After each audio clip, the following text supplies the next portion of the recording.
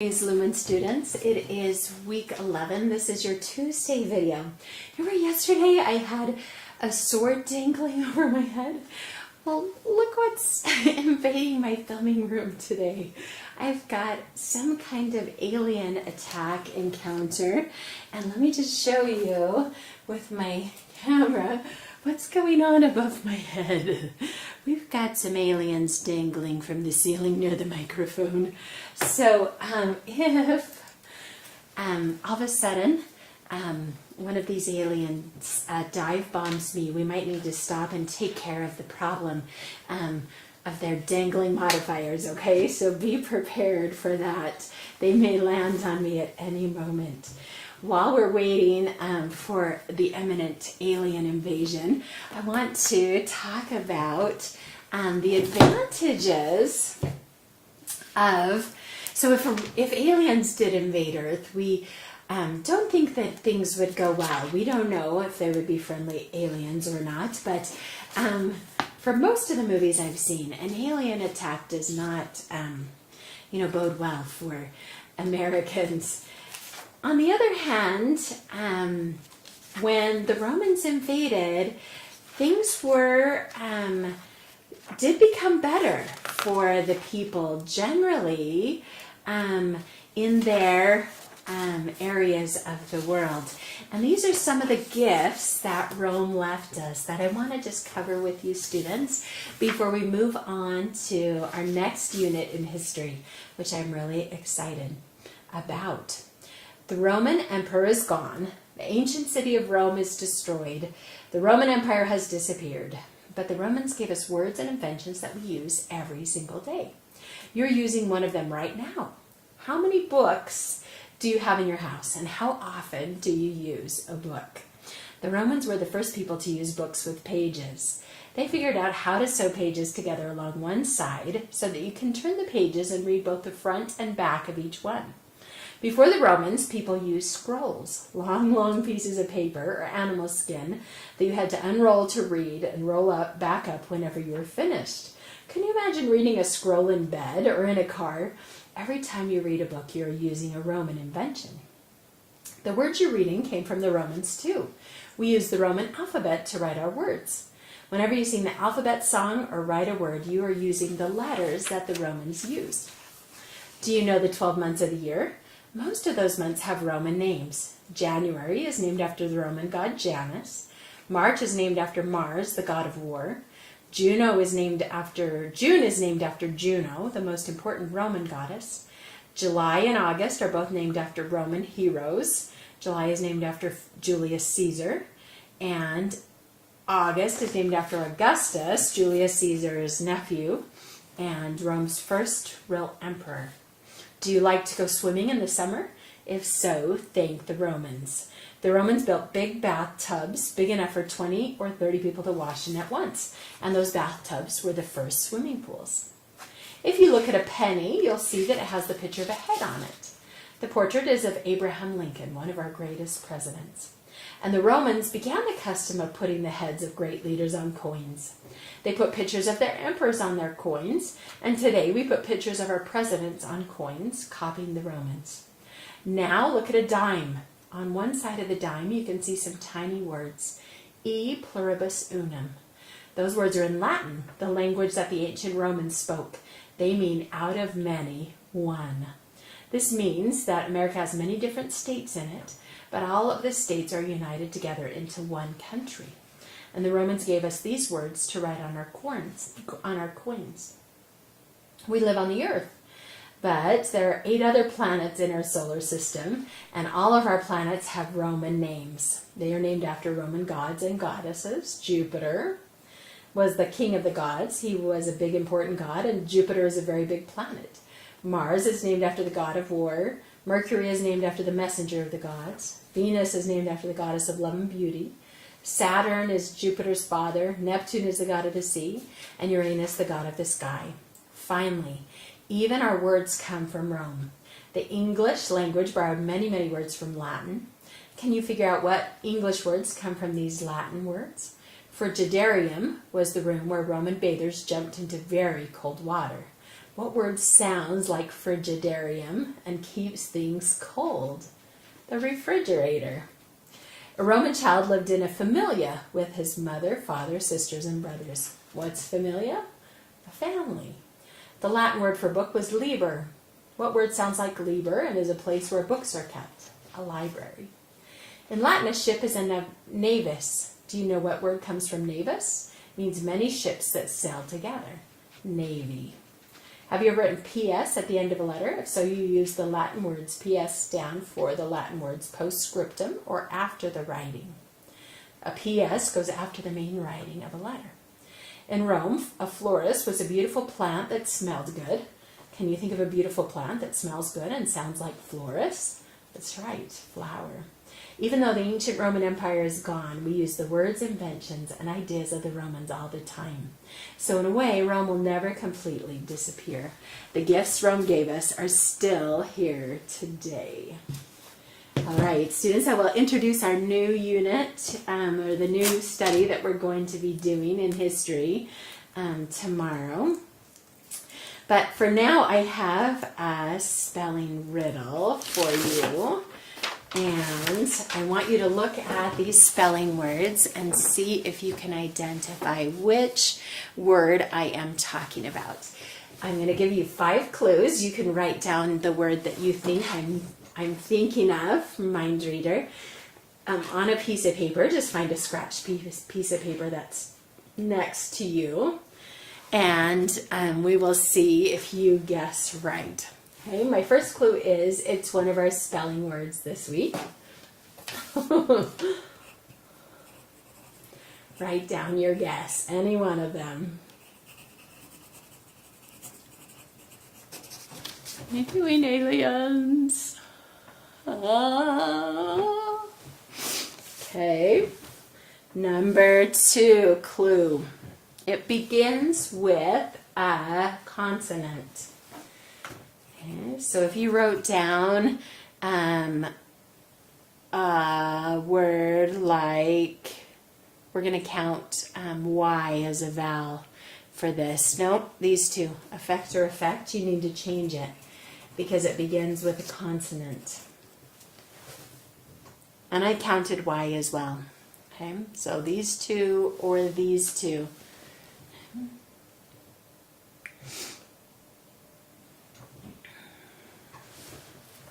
It ends with a consonant.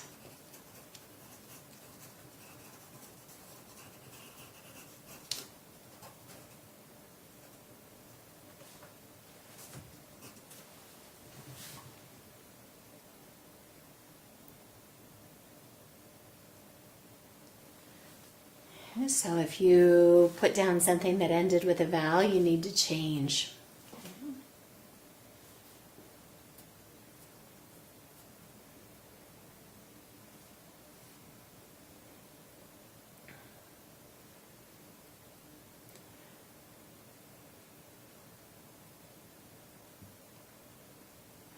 Okay, your next clue is it rhymes with a female horse.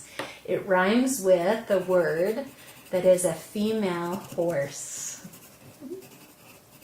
You know what a female horse is called? It rhymes with that.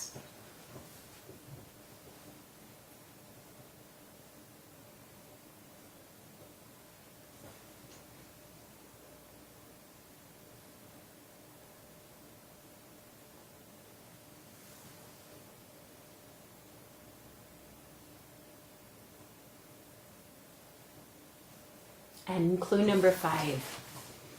I don't think the aliens have started a fire, do you? It seems kind of smoky in here. Smoke? Smoky? That's your clue. You know what word I'm thinking of, students?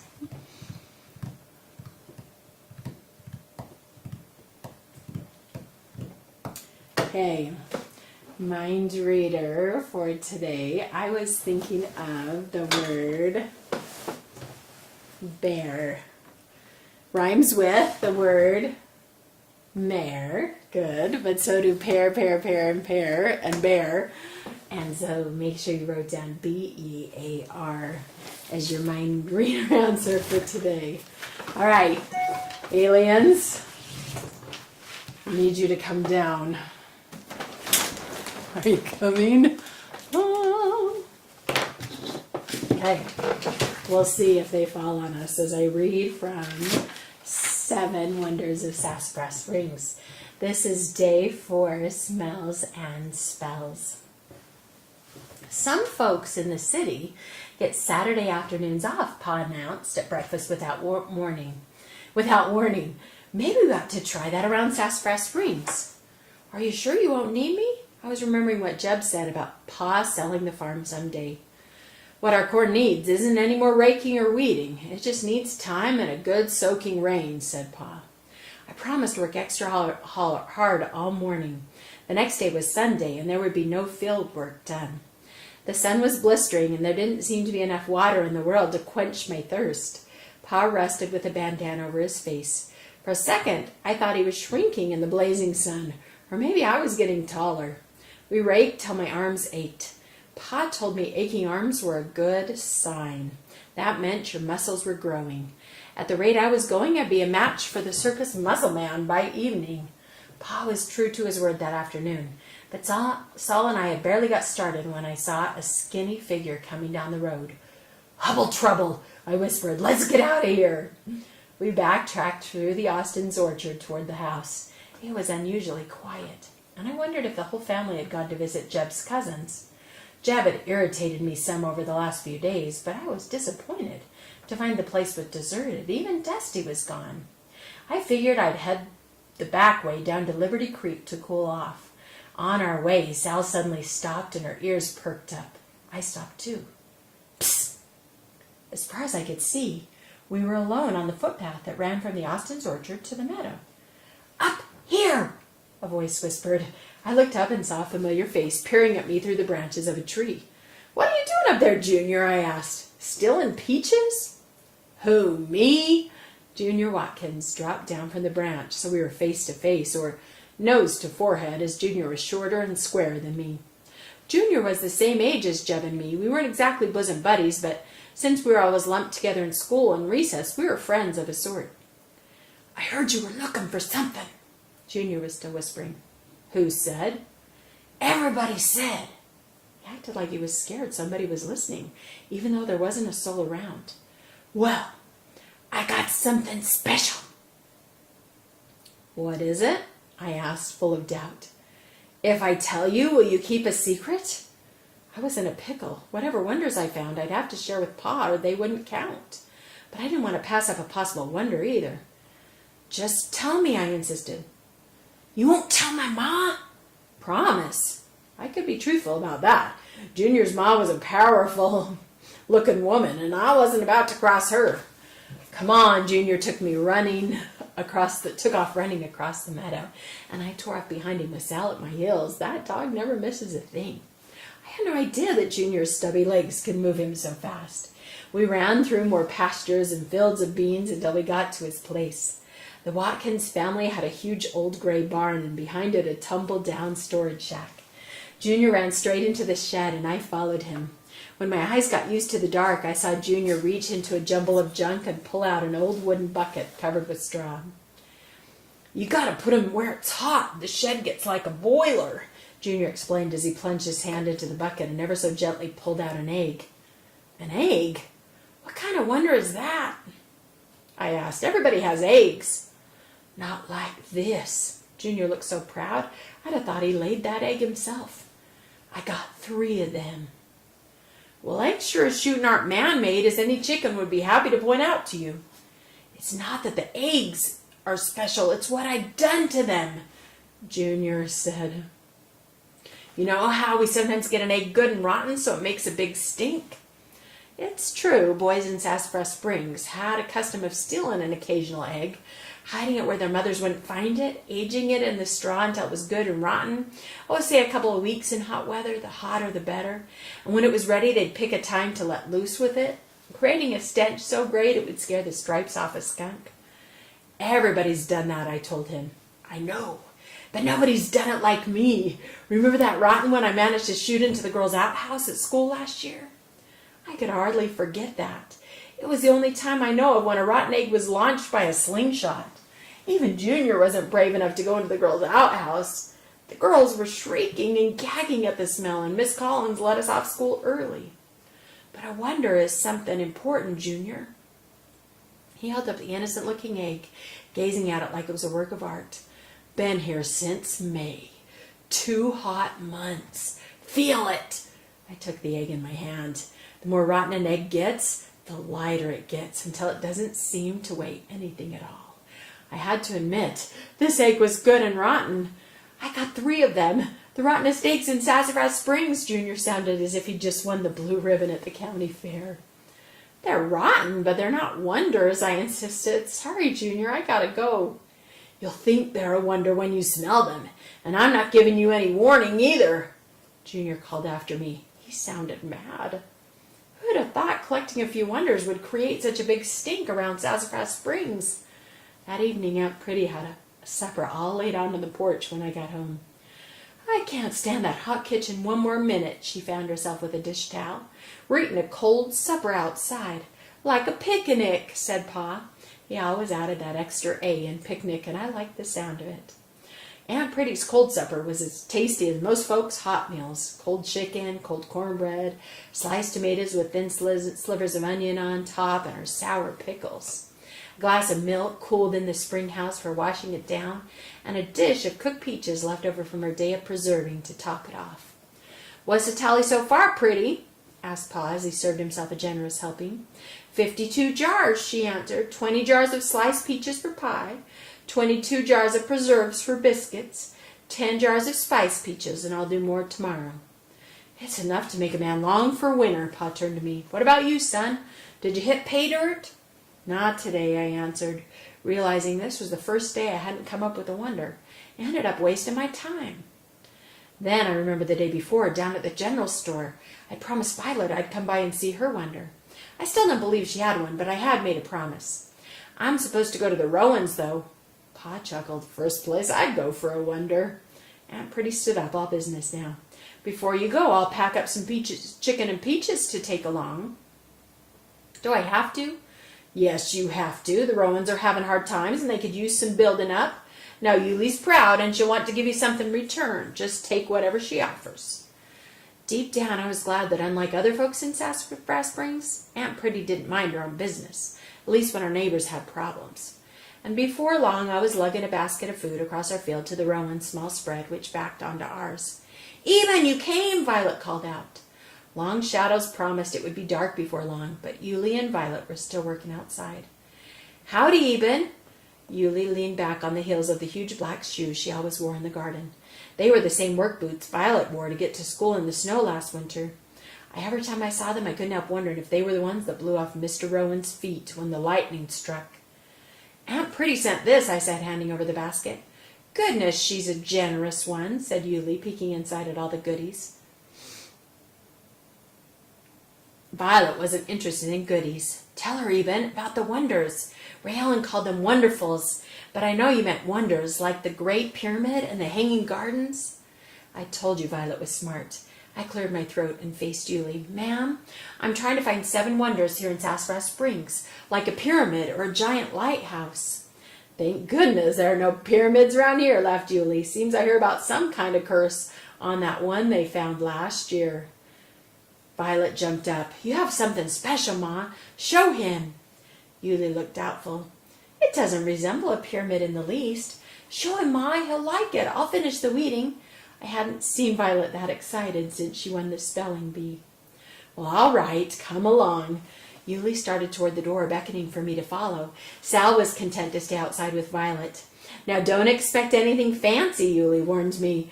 Believe me, it was hard to imagine anything fancy in their shabby cottage. She led me to her small kitchen table, its edges worn smooth by generations of soap and water. It looked like any table in Sassafras Springs. That and 2 chairs were about all the decoration in the place. A blanket hung from the ceiling, and I could see the shadow of a bed behind it. In the middle of the table was a single oil lamp. This is it, said Yuli, stroking the wood like it was her favorite cat. Not a wonder maybe, but special. Because this is the table that walked through a graveyard. Walked on its own. Or so folks would tell you. She had my attention then. What's that, ma'am? I asked, fishing my pencil out of my pocket. Sit yourself down and I'll tell you, said Yulie. I'll tell you the absolute truth. Yulie Rowan's story about the table that walked through a graveyard. Hey, my aliens are not coming down like they're supposed to attack me. Here's one. All right, what do we got? He brought with him a dangling, a misplaced modifier. So let's read about it.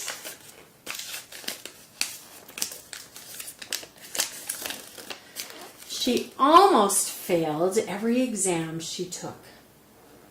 What does it mean to almost fail? Is that what it's supposed to modify? How about this correction? She failed almost every exam she took. That makes a lot more sense, right? Almost every exam. Not almost failed. So we've got to be more careful. Should I throw a pencil up there? Come on. I don't know.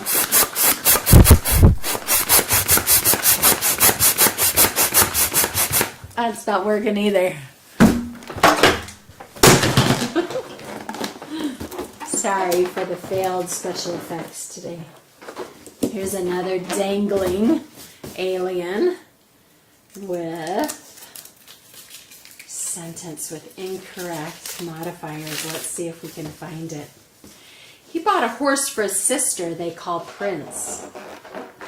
They call his sister Prince? Why would they call his sister Prince? They bought a horse for his sister they call Prince. What do they call Prince? Where should that modifier go, students? Next to the horse, right? It's got to be close to the horse. He bought a horse they call Prince for his sister. That's a lot better. They don't call his sister Prince. He bought a horse that they call Prince for his sister. Aliens, I need you to fall.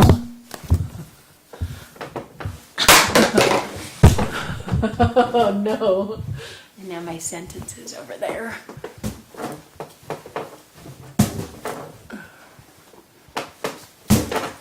I really didn't think they would stick up there that well. I barely taped them. All right. What have I got from my dangling alien? People who laugh rarely are sad. Are they rarely sad or that they rarely laugh? People who rarely laugh are sad. That makes more sense. Final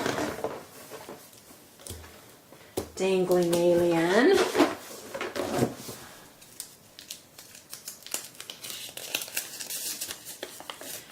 Oh, let's see. Only Pastor Johnson gave me $5 to clean all his sidewalks. What does that mean? He was the only neighbor or the only person at my church who paid me? Only Pastor Johnson. I don't think that's what it's supposed to say. How about this correction? Pastor Johnson gave me only $5 to clean all his sidewalks. That makes a lot more sense, doesn't it? Only $5, not only Pastor Johnson. That wasn't the modifier. For students, you've got to have your modifier next to the thing it's modifying. Shouldn't be dangling or misplaced. You belong on a different planet. Go there, okay? One the Romans didn't name. Or you could go to Mars if you want to. That's okay. All right. Thank you, students. And we'll catch you next tomorrow. See you then.